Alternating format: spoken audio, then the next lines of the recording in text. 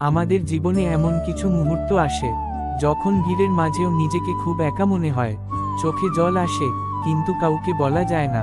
মন চিৎকার করে কাঁদে, অথচ ঠোঁট বন্ধ থাকে।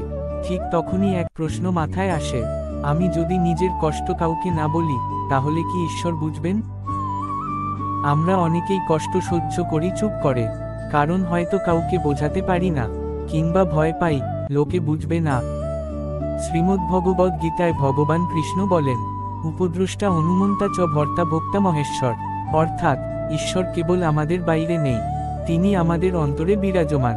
তিনি আমাদের প্রতিটি চিন্তা, অনুভব, এমনকি আমরা যেগুলো মুখে বলিও না, সেগুলোও জানেন। ধরো, তুমি কারো সামনে ভাঙতে পারো না, কারো সামনে কাঁদতে পারো না। তুমি যদি মনে করো কেউ বুঝবে না আমার যন্ত্রণার গভীরতা, তাহলে মনে রেখো তোমার আত্মার গভীরে বসে আছেন একজন সাক্ষী। তিনি সব দেখছেন, জানছেন, অনুভব করছেন। তুমি হয়তো হে ঈশ্বর বলেও ডাকছ না, তবুও তিনি জানেন তুমি কষ্টে আছো, কারণ ঈশ্বর শব্দে নন, অনুভবে আছেন। গীতা বলছে, প্রার্থনা কেবল ঠোঁটে নয়, মনেও হয়। তোমার ভাঙা মন যদি চুপচাপ শুধু অনুভব করে, তাহলেও ঈশ্বর তা গ্রহণ করেন। তোমার না বলা কথাও তার কাছে বলা হয়। তুমি যদি দিনের পর দিন হাসি মুখে নিজের কষ্ট লুকাও, তবুও ঈশ্বর জানেন তোমার ভিতরটা কিভাবে ভেঙে পড়ছে।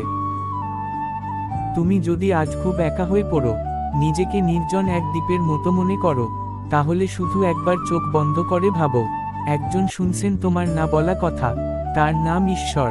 তুমি যেমন আছো ঠিক তেমনভাবে তিনি তোমায় গ্রহণ করেন। তোমার ভান করা মুখ নয়, তোমার বাস্তব আত্মাই তিনি জানেন। তোমার নীরব কান্না, নিঃশ্বাসের ভার, সব কিছুই তার কাছে পবিত্র।